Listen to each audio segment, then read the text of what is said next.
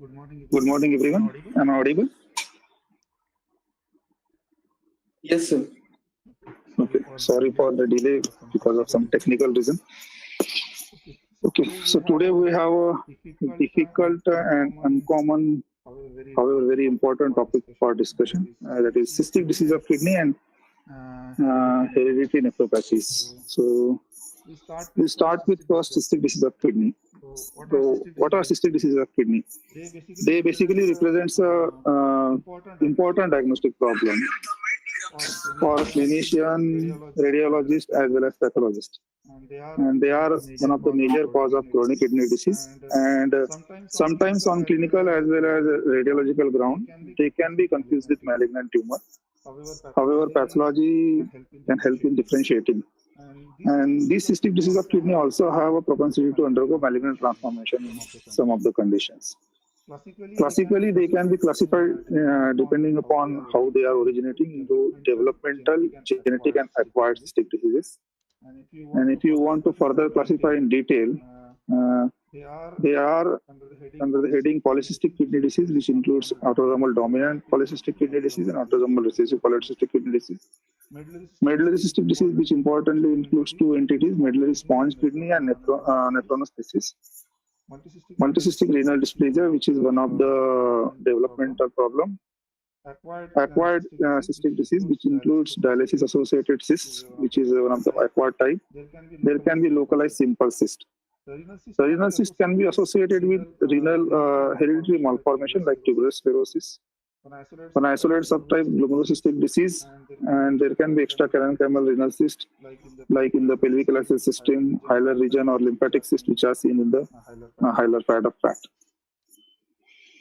If you see the classification of developmental cystic kidney diseases, then it includes most commonly renal hypoplasia, which may be simple, segmental, or oligometalnephric hypoplasia, or renal dysplasia, which is because of abnormal differentiation of metanephric parenchyma, which may be hypoplastic dysplastic kidney, multicystic dysplastic kidney, or renal angiogenesis.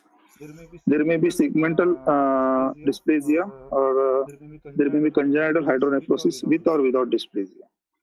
So basically what we are going to discuss today among all this is multicystic renal dysplasia and congenital hydronephrosis, which is with or without renal dysplasia. We will be seeing the salient pathogenesis, gross and microscopic picture of each one of them.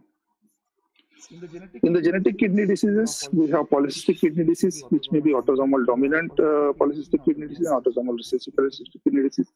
Autosomal recessive polycystic kidney disease seen in newborn and young infant is classical infantile polycystic kidney disease. In older children and adults, it can be associated with congenital fibrosis. ADPKD classically is seen in adult and older children, which is called as classical ADPKD. In infants, it can be associated with glomerulocystic disease. In the medullary cystic disease of kidney, it includes two entities. Number one is juvenile nephronophthisis, and number two is medullary sponge kidney. Renal cyst associated with chromosomal abnormality like Turner syndrome, trisomy 18, 13, 21, and 4p are relatively uncommon. So you start with first developmental cystic kidney disease, which is multicystic renal dysplasia or multicystic dysplastic kidney. In short, we use the word MCDK for this this entity. This is the most common dysplastic variant and most common cause of bilateral cystic kidney disease in the newborn. So most of the children which are bilaterally affected are usually stillbirth or they die very early in their life. They usually form large cystic masses around 4 to 5 centimeters, and these cysts are intercommunicating. And in between the cyst, you will see the classical features of dysplasia. What are features of dysplasia you will see that I will discuss in the subsequent slides. The pelvis is usually fused with the mass, and there may be associated atresia or malformation of the ureters. If there is, it is bilateral, then it is fertile and associated with water facies, deformed lower limbs, oligohydramnios like things. In the case of unilateral multisystem renal dysplasia, if the contralateral kidney is normal, then it has a good prognosis, and patient have a very long life and sometimes a nearly normal life. So that's why the status of opposite kidney is very important. So what you have to remember that MCDK, when it is bilateral, it is usually fatal, and either these babies are stillborn or they have very less life. So what is the pathogenesis? So there is Bird theory which says that the ureteric orifice reflects basically misplaced origin from the ureteric bud. So the union of ureteric bud and to the metronephric mesenchyme will not occur in the right time and right place, which leads to renal dysplasia. So dysplastic elements are derived from both ureteric bud and metanephric blastema, which is particle for normal kidney development. Ureteric buds, which gives origin to primitive ducts and their surrounding mesenchyme, and metanephric blastema will give origin to primitive glomeruli and tubular structures and metanephric cartilage. So these are the important components which you will see. You will see primitive ducts surrounded by immature mesenchyme. You will see primitive glomeruli, primitive tubules, and metaplastic cartilage, which will be formed because of de-differentiation in the metanephric blastema. So this is the gross appearance. This is a case of bilateral renal dysplasia. You can see that you cannot identify where is the cortex and the medulla. However, there are cysts of various size which are filled with clear fluid. The inner surface of the cysts are shiny, and in between the cyst there is this type of solid component which shows classical histomorphology. Histomorphological features. This contains some islands of cartilage in most of the cases. If you are able to identify the cartilage, then the diagnosis becomes straightforward. However, cartilage is not always required for the diagnosis of MCDK or multisystem renal dysplasia. C, it is involving both the kidneys. So you can imagine if this is the status of both the kidneys, then the patient will definitely, this baby will definitely in utero will have oligohydramnios, and in later this patient is this baby is not compatible with the normal life and die either in utero or very early in the life. There may be additional abnormality in the form of bladder atresia or ureteric atresia, which is seen around 30 to 40% of the cases. This is another case where we can see that this kidney is little bit enlarged, and the one kidney is quite large than the other one. However, both the kidneys are showing cysts of various size with intervening mesenchymal tissue which is very less.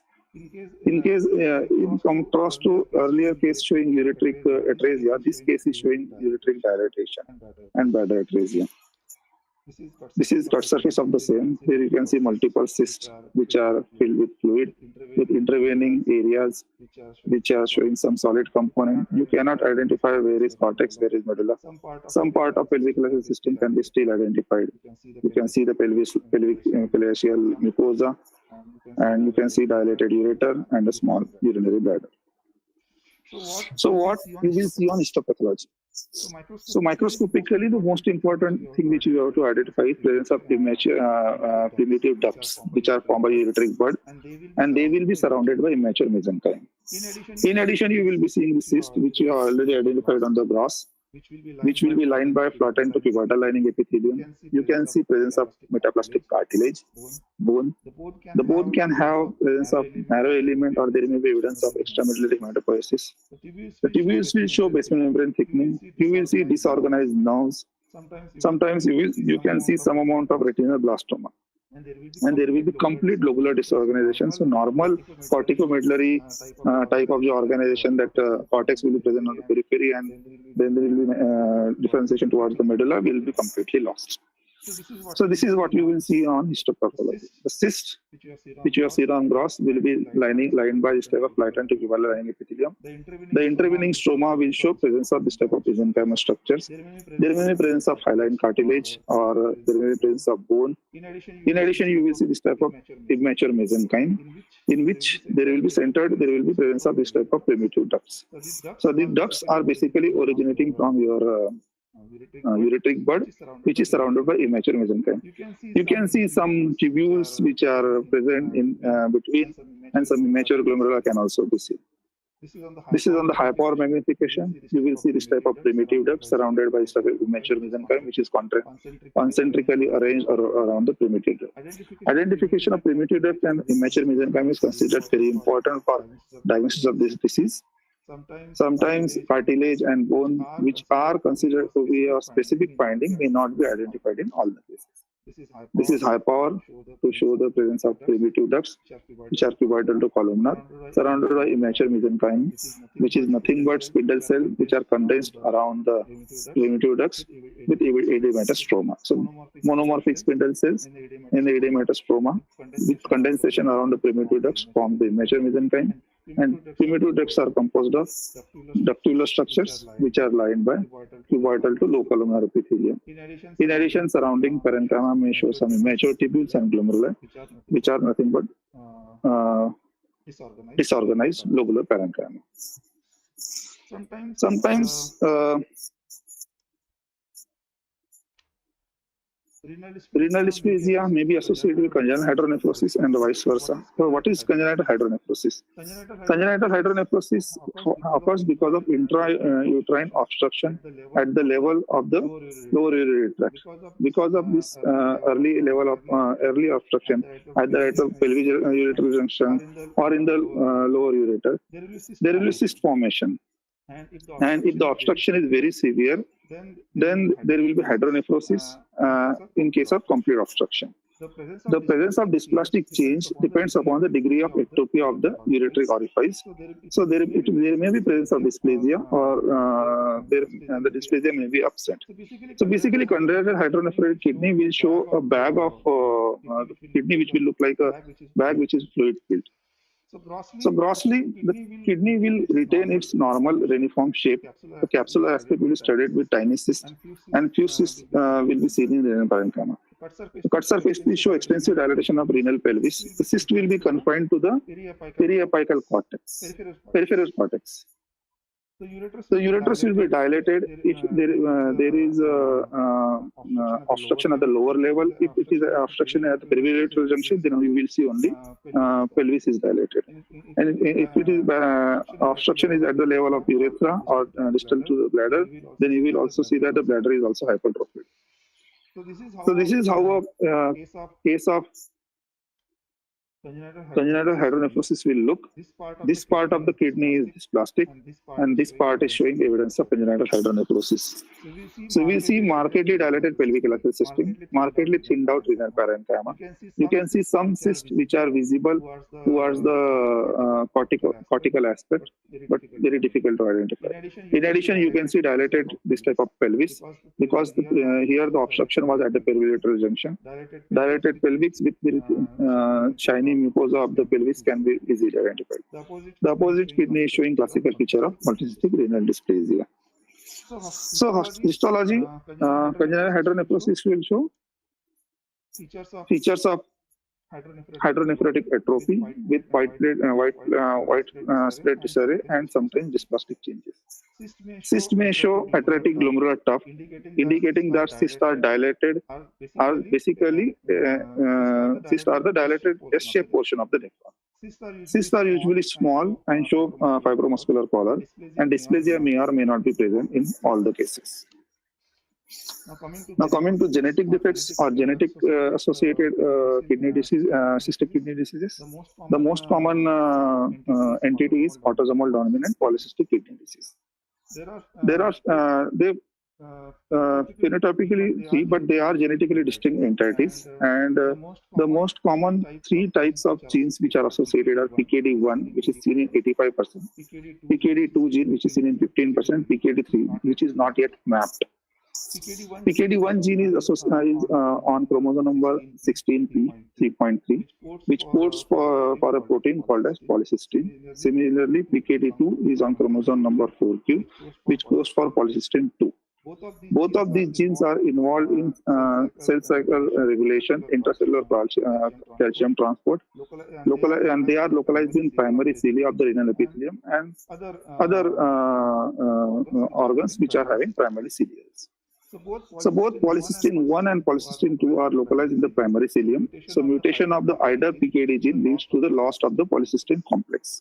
Loss of polycystin complex results in alteration of the intracellular calcium, which impacts cellular proliferation, apoptosis, and secretory function. Increased calcium stimulates proliferation and secretion from the epithelial lining and also induce inflammation. So you can imagine that there is proliferation and secretion from the epithelial lining, so which leads to increase in fluid within the tubular structures or the you can say that primitive tubules, which ultimately leads to cyst formation. In the later stages, this cyst in the adjacent area will lead to formation of inflammation, which kills the normal renal parenchyma. So cysts are seen in all the regions of the nephron, which are enlarging and expanding throughout the life. However, in the earlier life, normal renal function is still maintained because not all the nephrons are affected by this thing. So there are two hits. One hit is at the germline mutation, and second hit at the somatic is later in the life. But not all the nephrons will show presence of second hit. So around 10 to 15% of nephrons will show second hit, which will undergo cyst formation. But that cyst will be so large that they will be over the period of time, they will be compressing and affecting the normal renal parenchyma, which is present in between the cyst containing normal nephrons. So genetic predeterminants of ADPKD is 100%, 10% are sporadic, and 17% cases are asynchronous or asymmetric. It can affect any age. However, most commonly the presentation is in the 4th to 5th decade of life. That's why the name is adult type of hereditary polycystic kidney disease.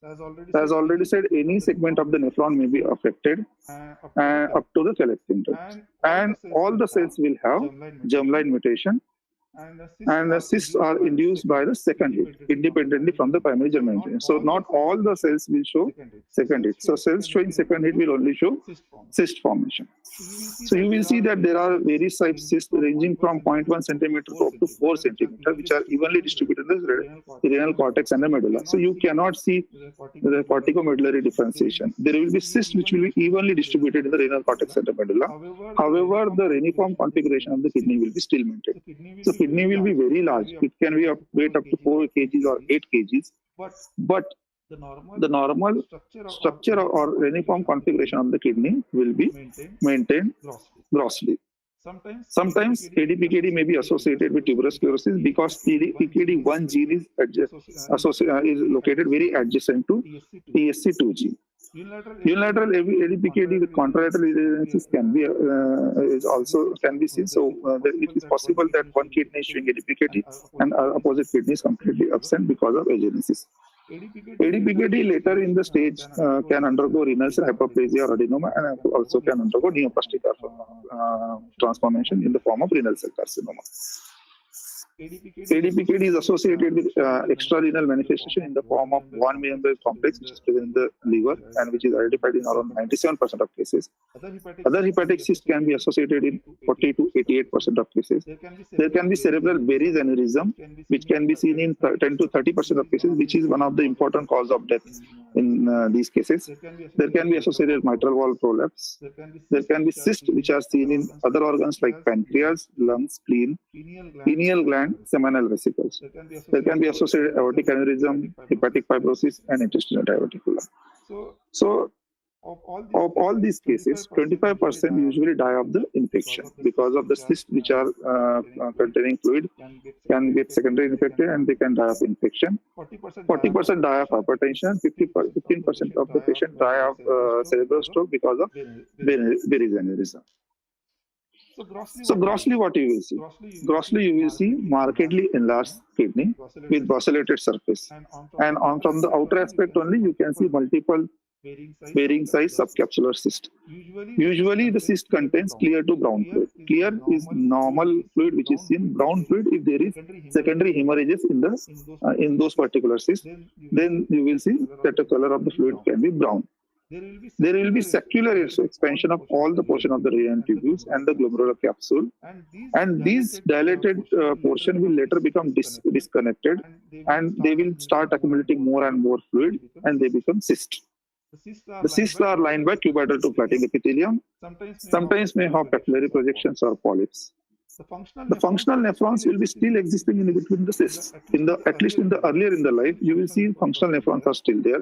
However, later in the life, because of secondary inflammation and secondary pressure of the cyst, this functional area will undergo atrophy and shows tubular atrophy and interstitial fibrosis, and later on the patient will ultimately land into ASRD or end-stage renal disease. 20% of the patients may have associated adenoma, which are identified on your autopsy findings. So this is what you will see, that there will be cysts which will be filled with fluid. This is the cut surface, and some of the cysts you can say that the inner surface shows brownish color because this might be filled with your hemorrhagic fluid because of secondary hemorrhages. So on the low power, you will see that there are multiple cysts with intervening lesion parenchyma, which is nearly normal on this magnification. This you will see very early in the life. The patients who present or who undergo surgery, their kidney is already extensively damaged. So this type of extensive normal renal parenchyma is usually not seen. You will see much of fibrosis. This is high power magnification. The cyst lined by flattened cuboidal lining epithelium with intervening normal renal parenchyma showing very well formed glomeruli, normal tubules, proximal and distal connected tubules. These are responsible for preserving the function towards the later in the life up to the 4th to 5th decade. That's why the presentation is late, in 4th to 5th decade. This is what happens in the later stage of life. You will see that the intervening parenchyma is completely fibrosed. Normal glomeruli are sclerosed. There is extensive tubular atrophy with thyroidation. There is extensive fibrosis. At this particular stage, the patient will lose its normal renal function and will become dialysis dependent. So the patient will land into end-stage renal disease. You will see that in the later stage, these cysts, which are initially filled with clear fluid, are basically now started getting filled with this type of hemorrhagic fluid or blood. So that is the finding which you will see. Earlier in the stage, cyst with intervening normal renal parenchyma. Later in the life, you will see cyst with atrophic or scarred renal parenchyma. Next entity is autosomal recessive polycystic kidney disease. There are 4 groups which are very well described: perinatal, neonatal, infantile, and juvenile. The most common presentation is perinatal, where you will see bilateral huge kidney masses, and the patient will have usually rapid progression to death. So the patients are usually either they are stillborn because these kidneys are not at all functional, or they will die within 6 weeks of time. They will have extrarenal manifestation in the liver, and there can be associated hepatic fibrosis. In the neonatal stage, the age of presentation is usually 1 day to 1 month, and similarly bilateral kidney enlargement will be there.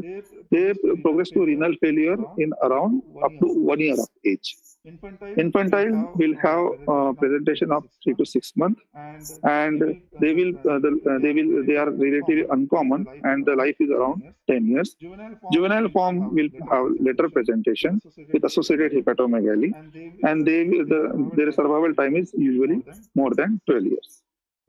In contrast to ADPKD, cysts in ARPKD are arranged very radially, and they will arrange from the center to the periphery like a spoke of wheel. So you will see that their cysts are usually elongated. Instead of round, they are elongated, and we have filled with fluid, lined by similar type of flattened to cuboidal lining epithelium.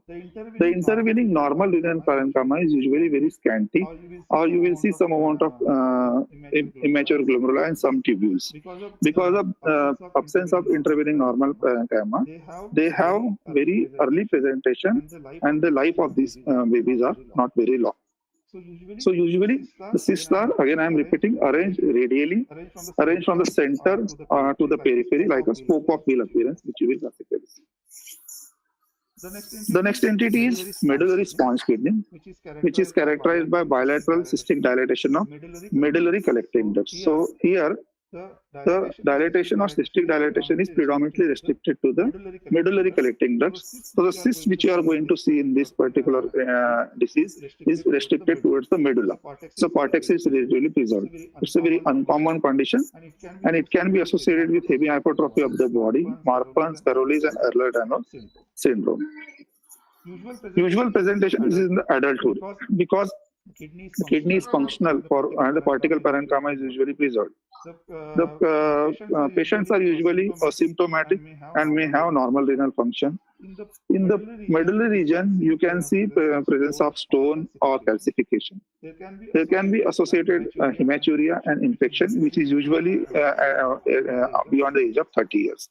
These patients, despite of this disease, does not progress to end-stage renal disease, and the diagnosis is very well identified on intravenous pyelography, which will show presence of cysts which are filled with this material. So this is what you will see on gross. You will see the kidney is of normal shape or little bit enlarged, not much. And you will see spongy appearance of the medulla. So the cortex is completely normal, and the medulla will show this type of small tiny cysts, which are giving spongy appearance to the medulla. And cysts on histology are lined by cuboidal epithelium or sometimes by the urothelium. So the urothelium, which is present on this pelvic aerosol lining, will show metaplastic changes. There will be urothelial metaplasia in the cyst lining epithelium. Sometimes in the adjacent interstitium, you can see evidence of inflammation and scarring. There can be tubular atrophy, particularly in the tip of the papilla. So papillary tips, you can see presence of tubular atrophy. But these patients doesn't land into end-stage renal disease, so and they can have a normal course unless complicated by an infection. Next very important entity is nephronothesis. So, nephronothesis basically represents a group of autosomal recessive disorder characterized by corticomedullary cysts. So, in the medullary sponge kidney, the cysts were restricted predominantly to the medulla. In this entity, there is presence of corticomedullary cyst with atrophy and interstitial fibrosis. So, there is presence of atrophy and interstitial fibrosis, which is very important, which leads to ESRD in this particular case in very early in the life. This is most common genetic cause of pediatric end-stage renal disease. So basically, the gene responsible is NPHP gene, which produce nephrocysteine, which is in the cilia or vessel body structure. This defects in signaling mechanism that results in defect of the plantar cell polarity and tissue maintenance. Defects in the primary cilia of the renal tubular cell results in the cystic disease. So where our primary cilia are present, those all organs can be affected by this particular entity. There can be associated retinopathy, oculomotor apraxia, nystagmus, and colobomos. There can be hepatic fibrosis because primary cilia are also present on the in the cholangial ducts. There can be associated skeletal abnormalities because of this involvement of the cartilage. So there are three forms which are very well described: juvenile form, adolescence form, and infantile form. Juvenile form is most common, and the chromosome responsible and the gene most commonly responsible is NPHP1 gene located on chromosome 2q, or NPHP4 gene, which is on chromosome number 1p. And this is the most common type which you will encounter in a clinical practice. And the presentation, as the name suggests, is in the childhood. And patient present with polyuria, polydipsia due to cortical and tubulointerstitial damage. Males and females are equally affected. There can be associated anemia and growth retardation. The reason is already very well known.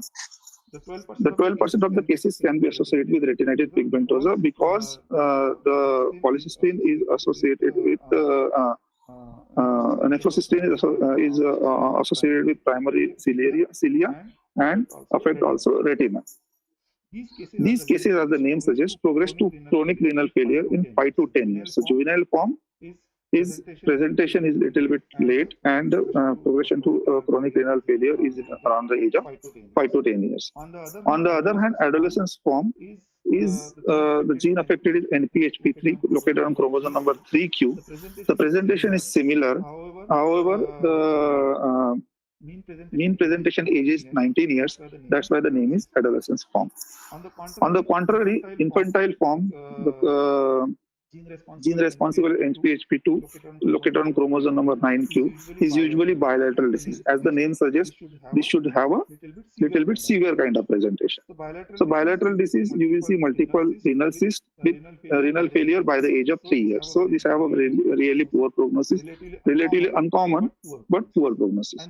And there is associated extrarenal presentation in the form of retinitis pigmentosa, hepatic fibrosis, skeletal and CNS malformation, sinus inverters.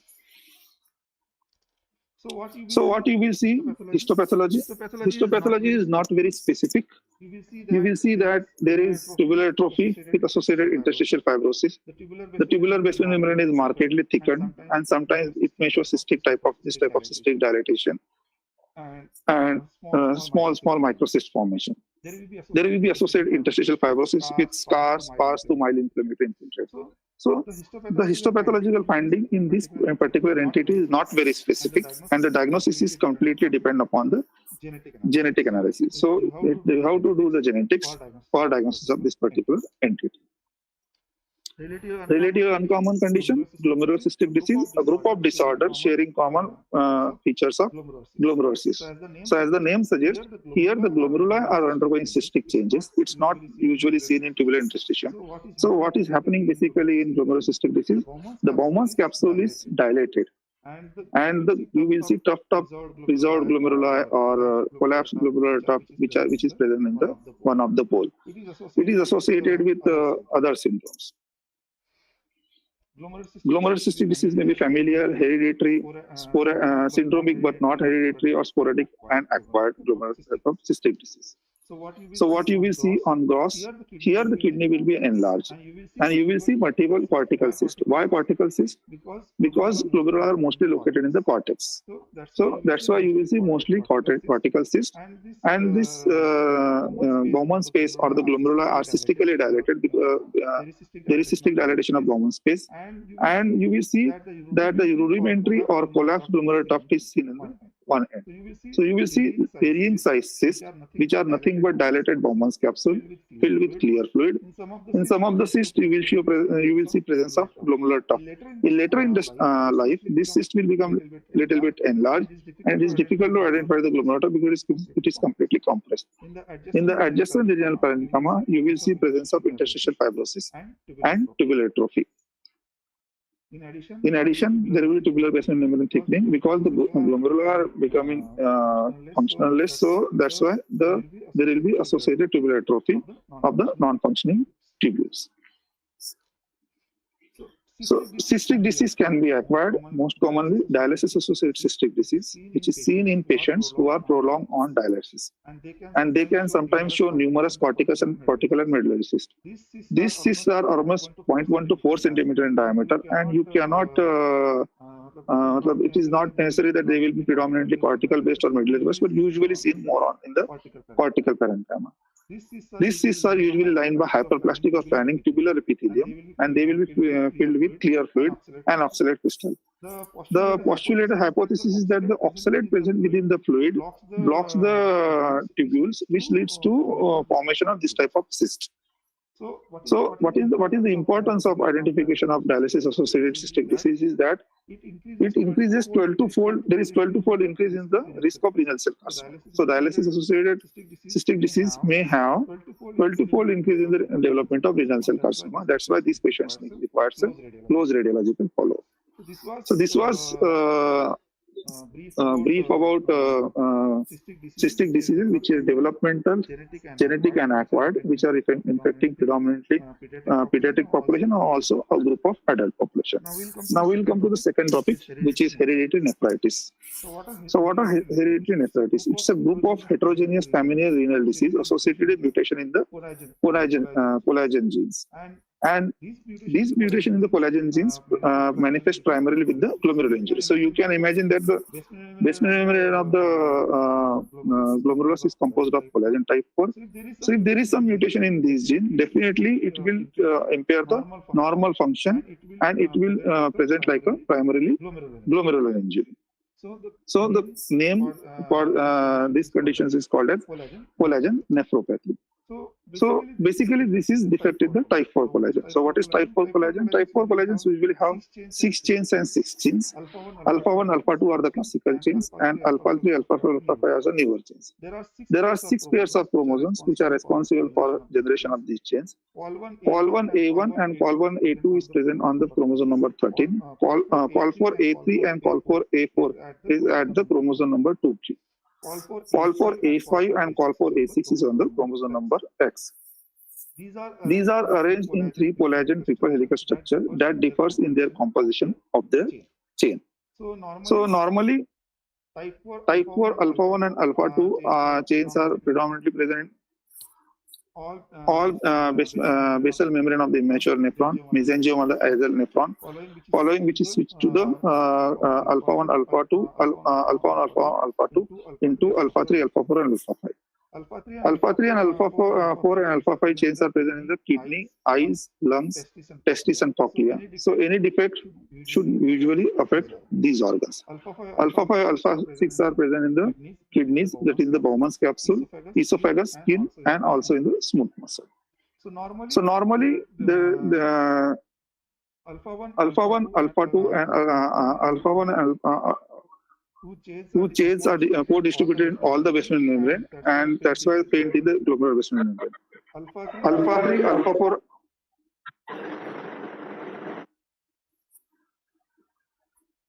Alpha 3, alpha 4, and alpha 5 chains are co-distributed in the glomerular basement membrane and the basement membrane of the distal tubule, and absent in the mesangial matrix. Alpha 6 is absent in the glomerular basement membrane and strongly expressed in the Bowman's capsule and distal tubular basement membrane. And alpha 2 are seen.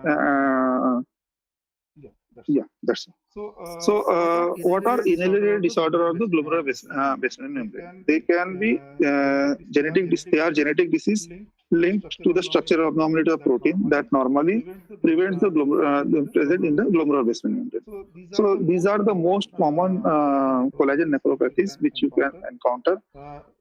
For you, these two entities are very well described. These are relatively uncommon and not included in your textbook. Or we'll discuss these newer entities in the brief manner. So type 4 collagen, which leads to hematuria disease, the most two important entities are Alport syndrome and benign familial hematuria with thinning of the glomerular basement membrane, which is also called as thin basement disease.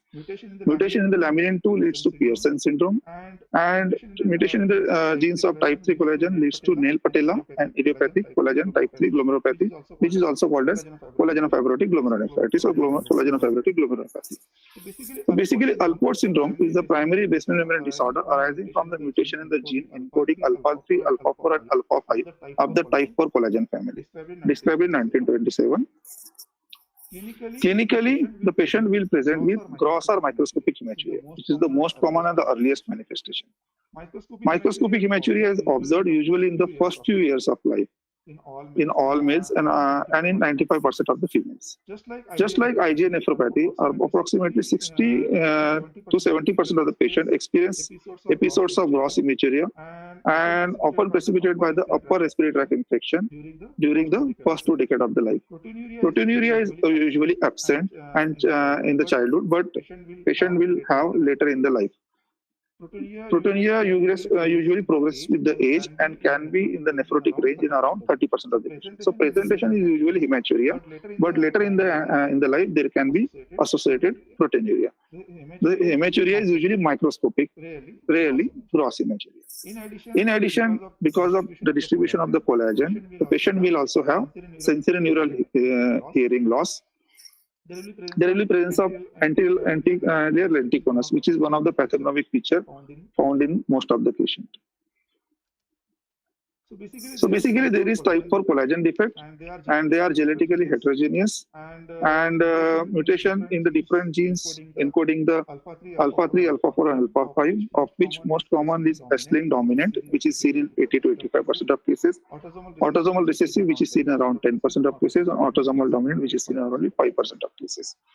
So what is happening is that the normal, with the maturation, the collagen of this glomerular basement membrane should show normal maturation, which is the failure. There is failure of developmental switch from the immature collagen to the mature collagen, which leads to this particular disease. So there is chain mutation, and there is post-translational defect in the promoter assembly, which leads to incorrect folding or the assembly of the monomer, which leads to defective monomer, which degrades very rapidly, and arrest of the normal developmental switch is there, and there is persistence of alpha 1, alpha 2 chains instead of alpha 3, alpha 4, alpha 5. So males are more affected when it comes to X-linked Alport syndrome than females. 90% of males will reach to ESRD by the 40 years of life. In males, there is good genotypic-phenotypic correlation because of the X-linked inheritance.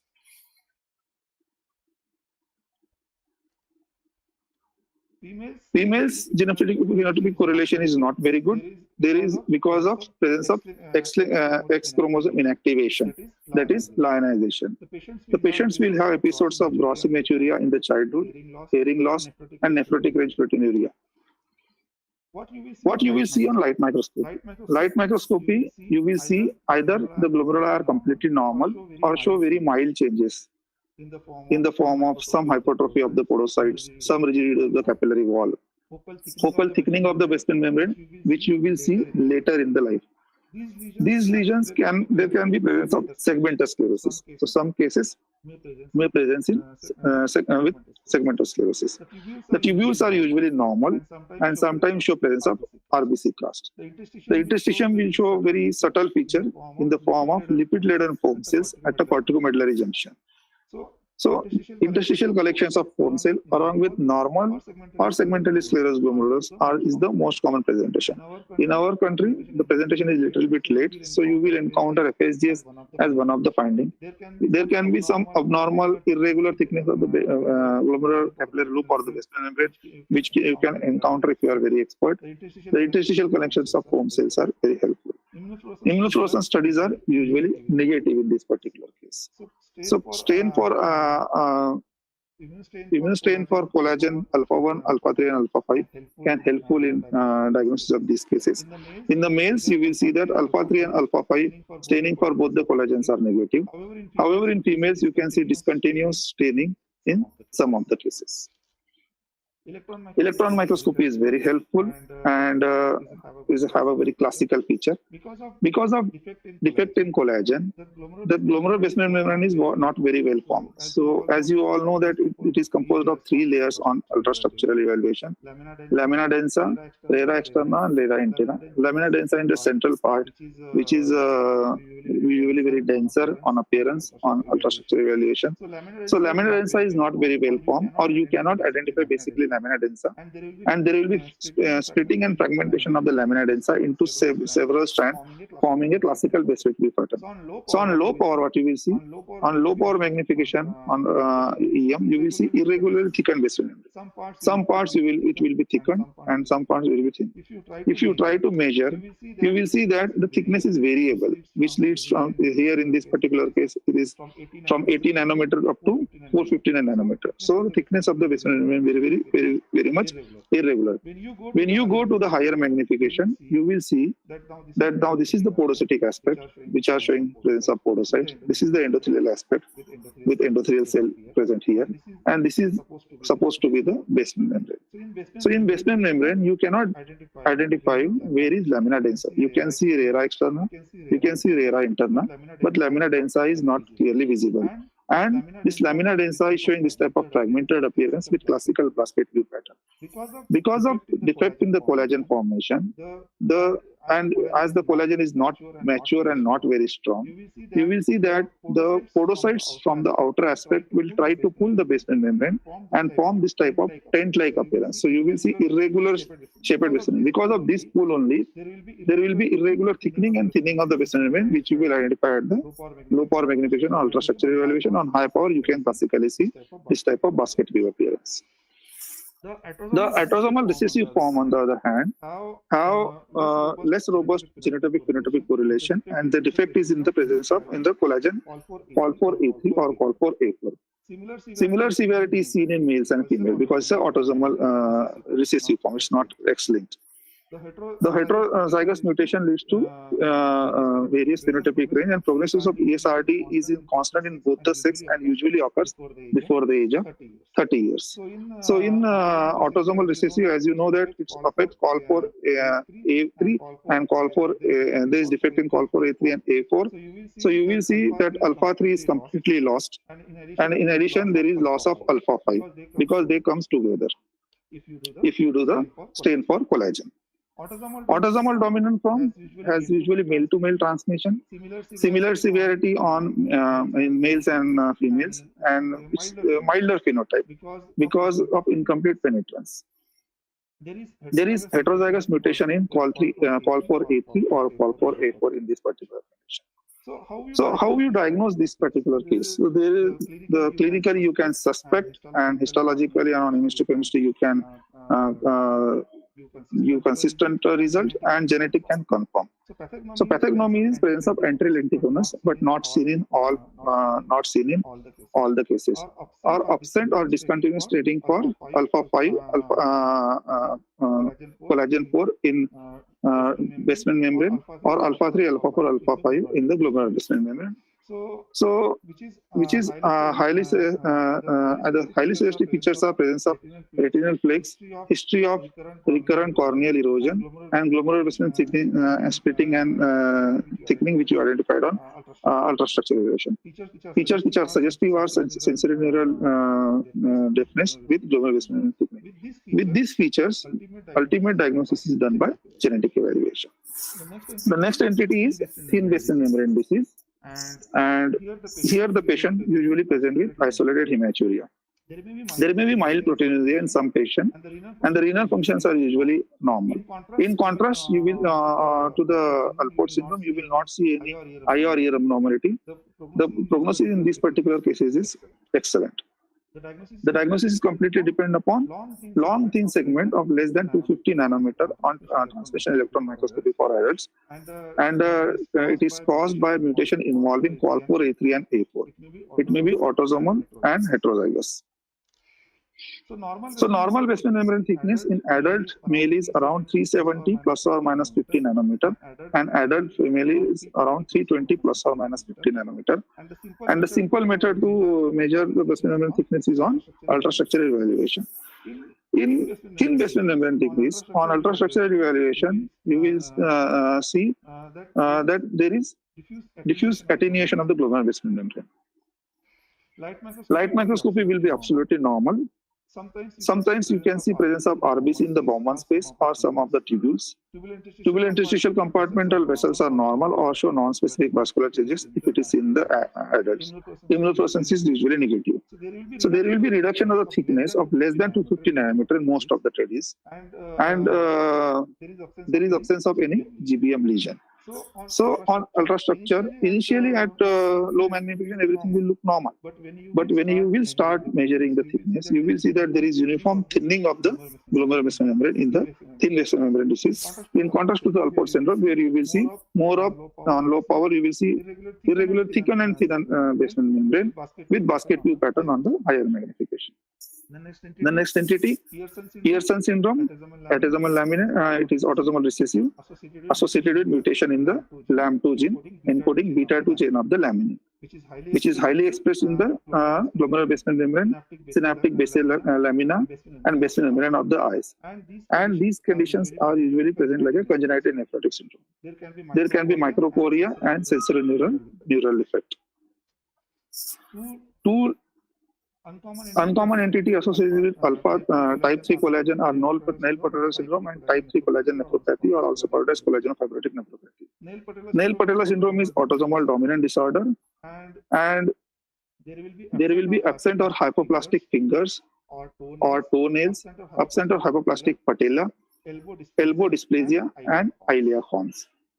Light microscopically, kidney biopsy will be normal and sometimes may show some focal segmental glomerulosclerosis. On electron microscopy, you will see that the type 3 collagen, which is not normally present in the glomerular basement membrane, will be present in the lamina densa of the basement membrane. So, presence of type 3 collagen in the mid GBM is pathognomic of classical ultrasexual feature which will be seen. Chromosome 9q is identified. And the history of this patient is very typical. Type 3 collagen nephropathy will have, or collagenofibrotic nephropathy, we usually have subnephrotic proteinuria and hematuria as presentation. Light microscopy, you will see pictures of glomerular disease with organized deposition. You will see MPGN pattern, you will see mesangial proliferation, you will see irregular capillary wall thickening, which only mimic like a chronic TF. But the special strain for collagen, which is your mesenteric stain, will show presence of collagen-rich material within the capillary loop and the mesangial, which is really use a initial clue. Electron microscopy, you will see fibrillar deposition of the type 3 collagen matrix in the subendothelial aspect. Lamina densa in this condition will be preserved. You will see more in the mesangial and subendothelial deposits of type 3 collagen or collagen whorls, which are classically identified.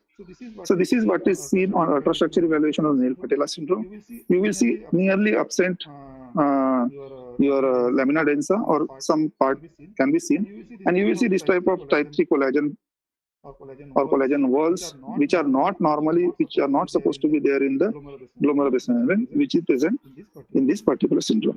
In contrary, in the type 3 collagen glomerulopathy or collagenofibrotic, MPGN pattern with presence of collagen-rich material in the mesangium and along the capillary loop, which is mesenteric positive. And MPGN morphology is classically there.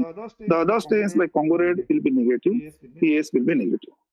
And on ultrastructural evaluation, we will see collagen whorls which are present in the subendothelial aspect. In this condition, the lamina densa will be preserved. Here, the lamina densa is preserved. In the nail patella, this collagen should be seen in the lamina densa, that is in the middle of the GBM. Here, it will be seen in the your subendothelial aspect of the GBM and in the mesangial location. So this was briefly about hereditary nephropathy or hereditary nephritis, and the most important two entities which you should remember is Alport syndrome and thin basement membrane disease. The other entities are optional to understand, but sometimes are very important. If anyone has any doubt, please feel free to ask.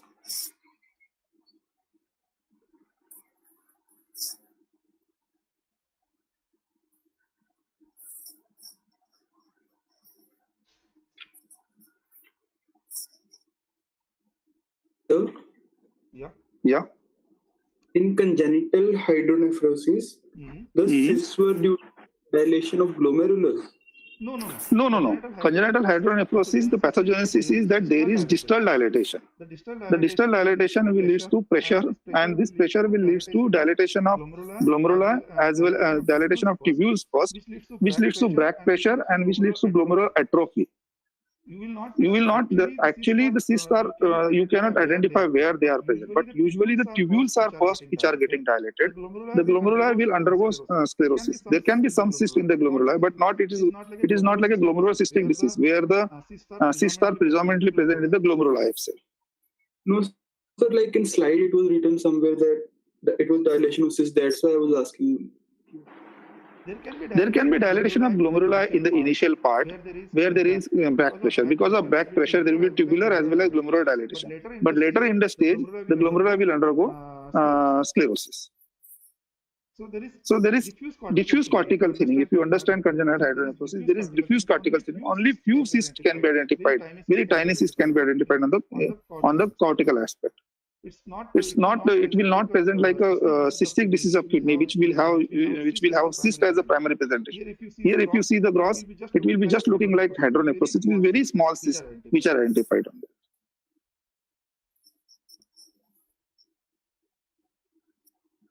Okay, sir. Thank you. Okay, in 5 minutes, we'll start with our practical session. It will be taken by Dr. Sanjay.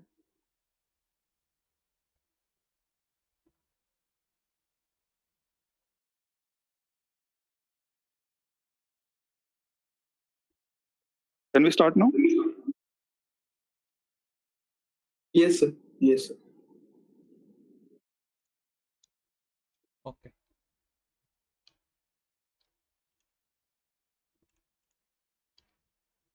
So this is the gross image. This is our first gross image. Can anyone try to describe this image?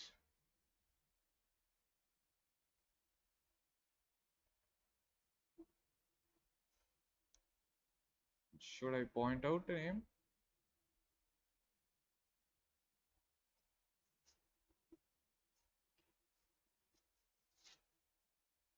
Hemant?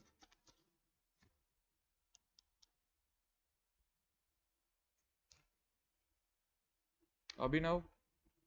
Can you describe this gross? Sir, this is a gross of kidney specimen, and we can the abdominal aorta and the renal artery. We can see the ureter and the pelvis, Okay. and not so sure about renal vein. Uh, then we have both the kidneys. The kidneys are uh, shiny, and we can see uh, these. Uh, yes. uh, They are black colored spots on the surface, Okay. but uh, I think they are not flea bitten. Why not? What is the difference between this and Sir, a flea bitten kidney? sir, flea bitten, I'm not sure. The main spots there are bigger than this. These are small spots, or I think because I'm seeing here in picture, I think they are very small. Not sure, sir. Okay. If you see grossly, the kidney appears enlarged, right? And the external surface is not normal. It shows multiple depressed spots. You can see on this aspect where you can clearly make out that the spots are different. यहाँ पे तो it is too much crowded, so it looks like like yeah, it looks like it is fused. But if you see on the lower aspect, you can see the tiny single spots. So it is a kind of multiple granular appearance or something. So when does a flea bitten kidney occur? I mean, what is the exact pathogenesis for it? Sir, in malignant hypertension or Yeah, I mean, inox colic. okay, anything which affects the terminal arterioles. Okay, so that so now you can recognize that since it affects the terminal arterioles, it supplies just a small part of the cortex. So that part of the cortex which is supplied by the arteriole, when it is getting affected, will undergo infarction and will progress on to fibrosis. So all those tiny small spots which you are seeing are just fibrotic scars. Since arteriole is affected, the fibrotic scars are very small. And this is the cut section of the same, where you can see there are multiple small petechial hemorrhages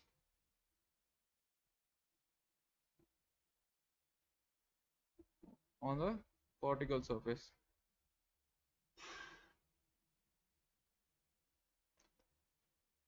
So any disease which affects the terminal arterioles results in a flea bitten kidney, and these scars will be mostly confined to the cortex, and it will be very small. And on microscopy, you can see that the kidney surface will be thoda sa bossylated jaisa. I mean, how to say, there will be some amount of preserved normal kidney and some amount of area which is affected and has gone fibrosis. So there will be some small dips. That's how you are seeing, that's how the gross and the microscopic correlates. So grossly you'll see a flea bitten kidney where there will be areas of small areas of small fibrotic areas, which on microscopy, and then adjacent area will be normal. So that's how the gross and microscopic correlates. And this is a flea bitten kidney.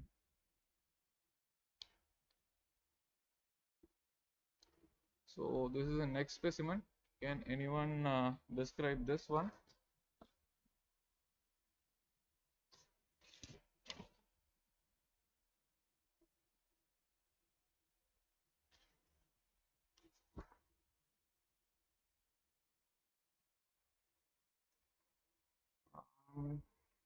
Dr. Kartikeya, are you there?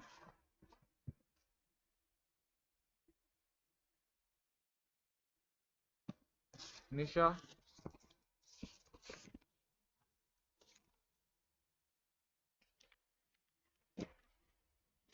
Shreyas,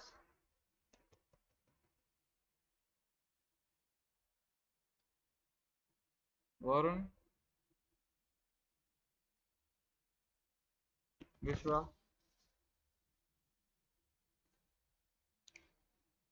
Okay. Tapish Sharma, just now you marked your attendance. Can you just try to describe this case?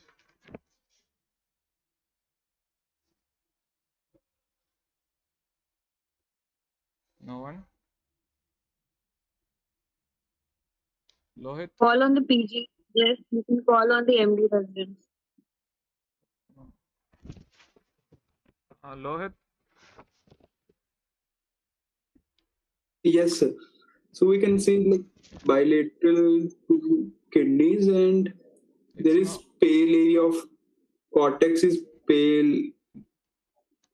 Why do you call this a bilateral kidney? Does this look like the cortex, or it does look like some other thing? Does it look like a cut section? Because you can see a vessel, right? It's a section of single kidney, and okay. we can see that cortex is pale, quite pale, okay, diffusely, and medulla is indistinguishable, like ducts of Bellini and all are not visible. But you can make out the medulla, right? यहाँ पे तो calyces are there, no? Calyces are there, and cortex, though you have missed this finding. What is this one? Which I'm pointing out. You can see the difference here, na?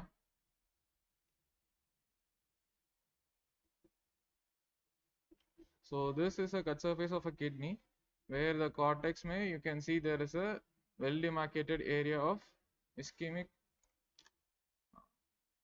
coagulative necrosis.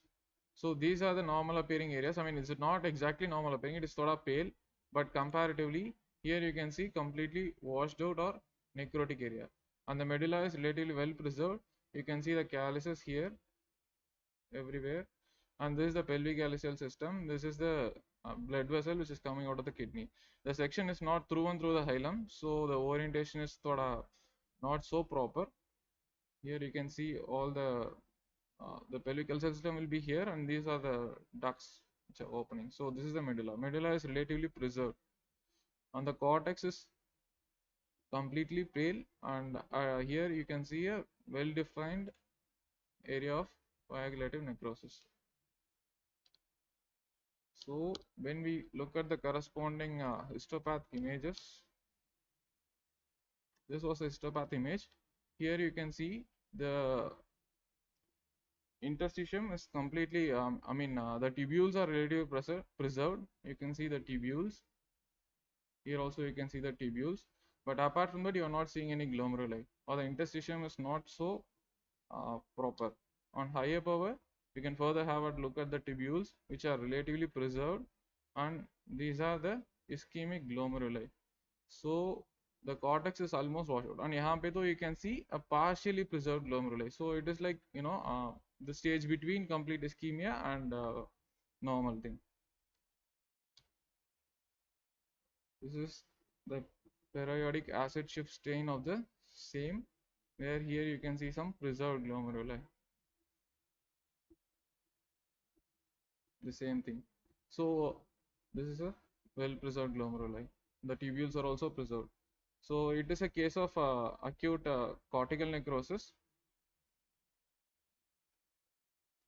So what is the main pathology behind the acute cortical necrosis? Rohit, can you just briefly describe why does acute cortical necrosis occurs? Then maybe embolus from any other thrombi inside the body. Okay, so it's more or Serious less close of it's more or less like a microthrombi, you can say, exactly, because if it's a large thrombi though, it will affect the entire kidney, right? So it will become yes. full, in fact, the medulla and the cortex both will be affected, but here it is just affecting the cortex. So the thrombus has lodged at the level of the arcuate artery or beyond the arcuate artery. Okay, so what are the causes which you know of which can throw a thrombus or any other vascular pathology that can cause acute cortical necrosis? Recent lecture classes may they covered. Anand sir. Classical hyperurinic syndrome.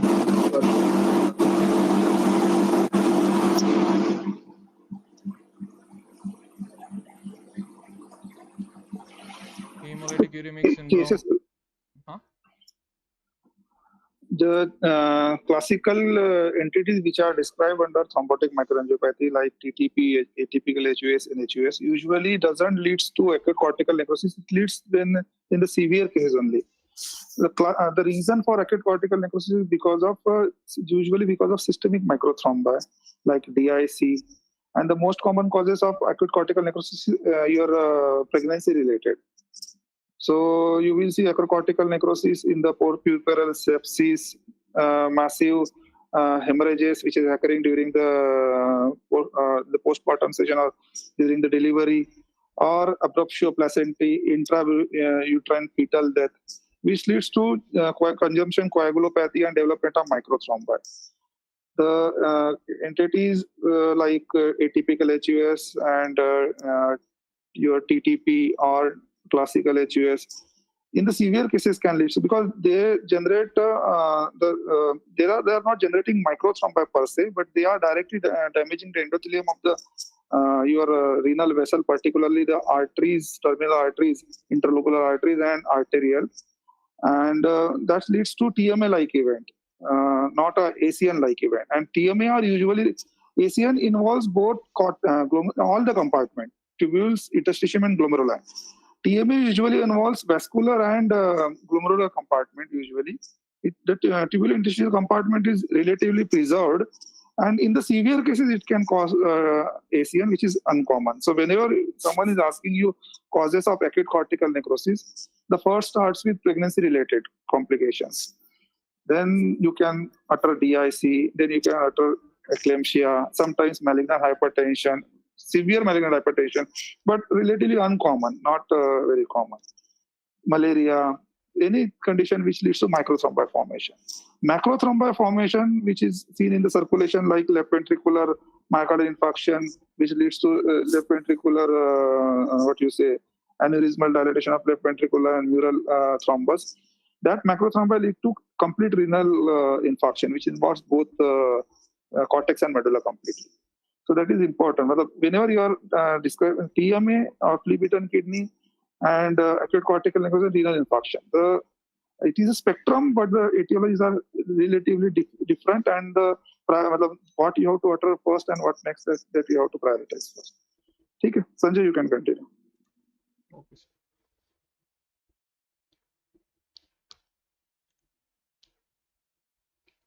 So this is the corresponding microscopic image where you can see relatively a minimal portion of the cortex is preserved because of the perforating arteries which are being supplied from the capsular aspect, and apart from that, here you can see the complete washout of the glomerula and the tubules. So the both are showing ischemic necrosis, no viable cells are seen, and further here you can see on higher power the glomerular necrosis and tubular necrosis, everything is lost. Another high power view, the same.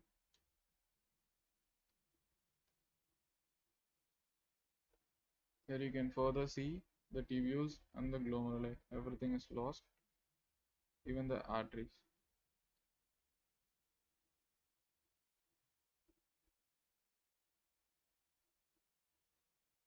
And here there is a big thrombus in the vein which is occluding the blood supply to the kidney. Artery. Thrombus in the artery. Okay. Thrombus in the artery. It's occluding the blood supply to the kidney.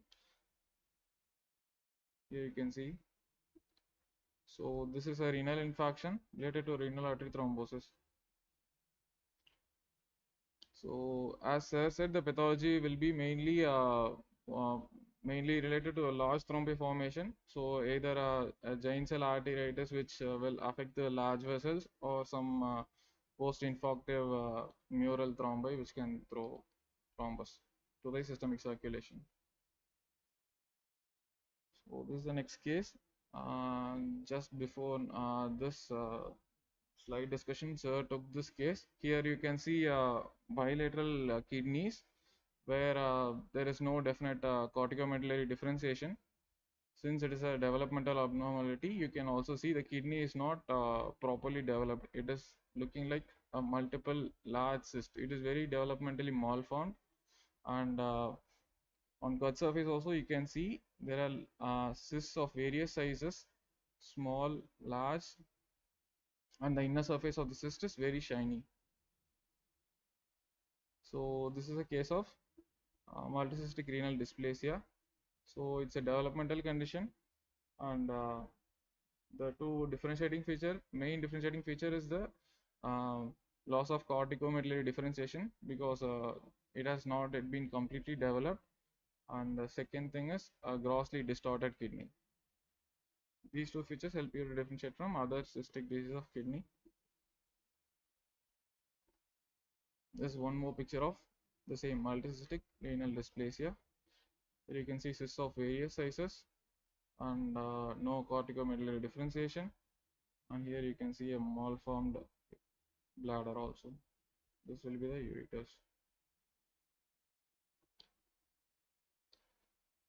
So can anyone recall the microscopic feature of this multicystic renal dysplasia? Primitive ducts की presence Sorry? Presence of primitive ducts. Okay. And cartilage or primitive mesenchyme. That helps you to differentiate it from others. So primitive ducts surrounded by immature mesenchyme, which are nothing but origin from ureteric bud, is important finding, which is a diagnostic hallmark. See, if you this thing you can identify on gross also. You can see islands of cartilage, but microscopy in confirmatory. In comparison to any other genetic cystic disease, case of multicystic kidney disease will have very small shrunken kidney. Usually they are infants if it is bilaterally affected, so obviously they are small. Other genetic kidney disease, the kidney is usually enlarged or of normal size. That you have to understand this thing, most important finding. Then presence of primitive duct surrounded by immature mesenchyme, which is derived from ureteric bud, and nasopharyngeal blastoma will give rise to metaplastic cartilage, immature glomeruli, and tubules. And no corticomedullary differentiation. You can identify where the cortex is starting and where the medulla is. It's completely, everything is lost.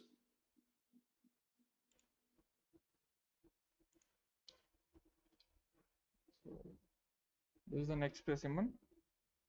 So here we are again seeing a kidney which is grossly abnormal, and you can see multiple cysts of various sizes completely obscuring the entire kidney, and it is affecting both the cortex and the medulla. It is a cut surface, higher power of the same thing, where you can see cysts of various sizes, and here you can see the ureter or the blood vessel, the hilar structures, where the cysts are extending into the medulla also.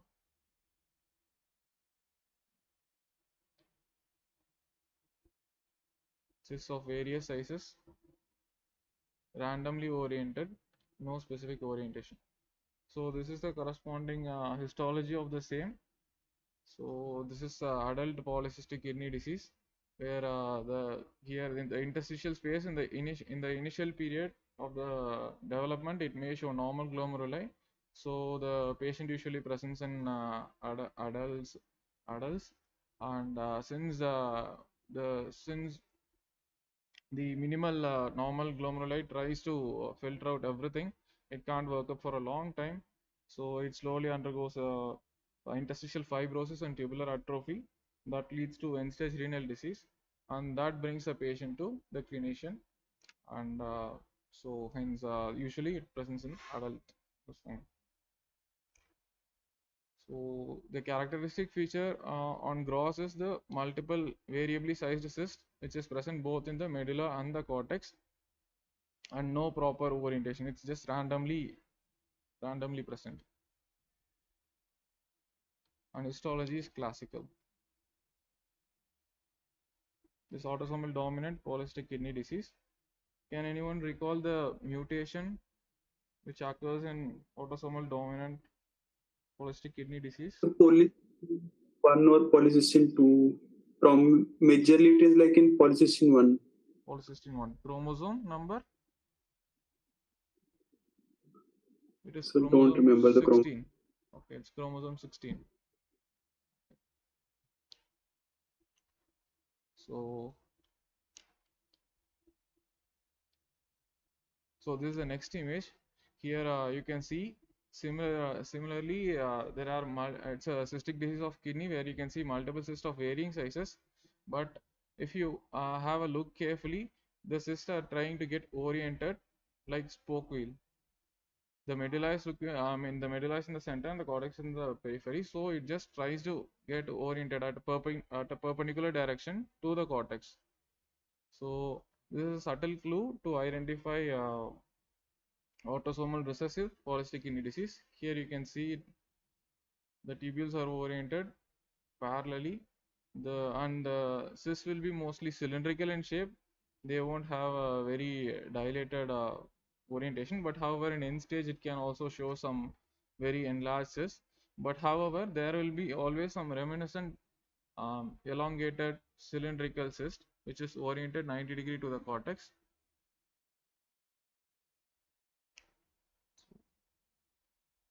So this is a case of autosomal recessive polycystic kidney disease, and here the gene affected and the chromosome affected.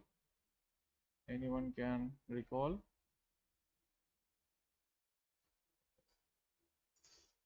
No. So that is polycystin 2.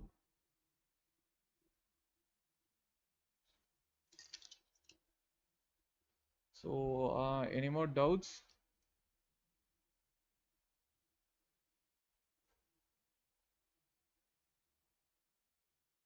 Can you describe the histology of autosomal dominant polycystic kidney disease in Autosomal dominant polycystic kidney disease will have multiple cysts which might be lined by a cuboidal epithelium, and intervening areas might show normal glomeruli, but it depends on the age at which the patient presents to you, because the patients turn up to the clinician only when he or she has symptoms of renal failure.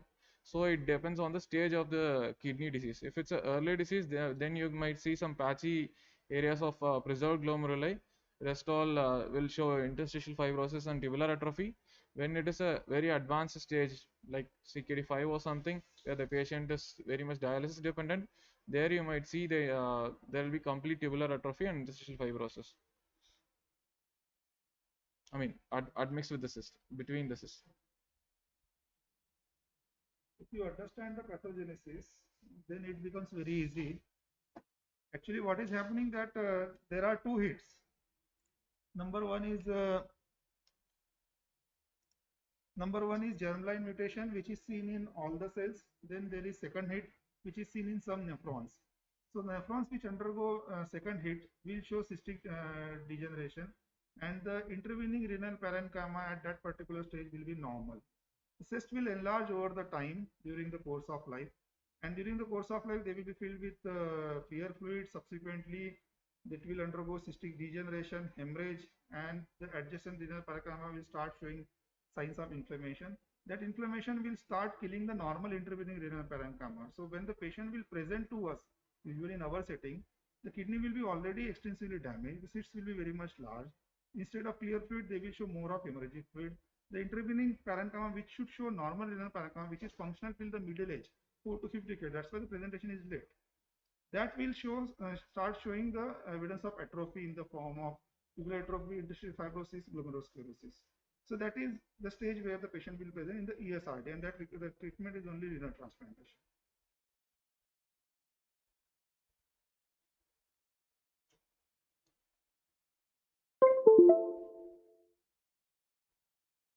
Sir, Yes. Yes. so in TMA, how will like kidney grossly look like? If it's not severe to cause infarction of cortex, a part of cortex, then how will it look like It will show on multiple gross? petechial hemorrhages or the cortex grossly. For TMA, usually you will not get any specimen. No one will do nephrectomy. All these findings are based upon autopsy finding, and for mild TMA, the patient will not expire. So that is also one of the things. So what you can expect? There in TMA, what is happening that the glomerula are showing intraglomerular fibrin, the tubules are showing what you say capillary or the small arteries and arterioles are showing intraluminal fibrin. So in this condition, what maximum is that that particular area will look like a multiple petechial hemorrhages. That's all.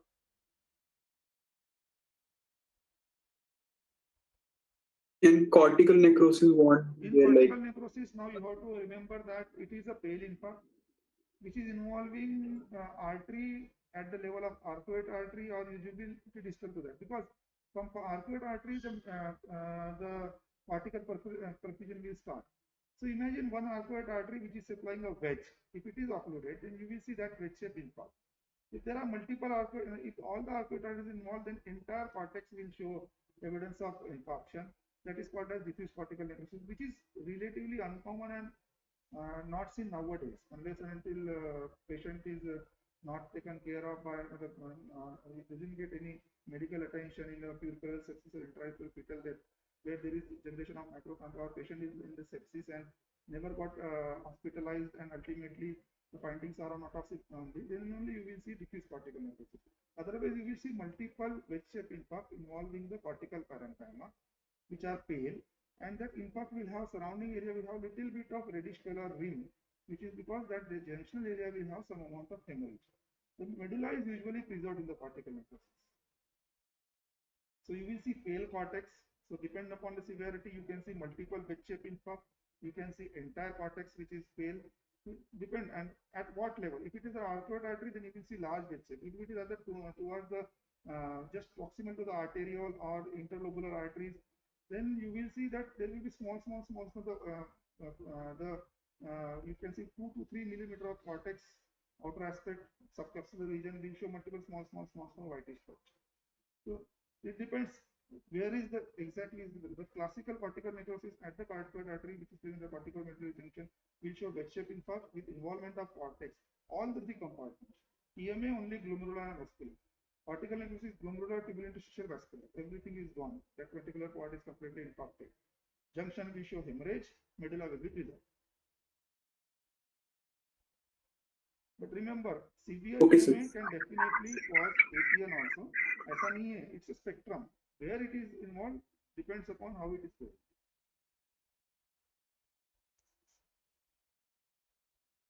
okay, sir. Okay, sir. Anything else? Any doubt?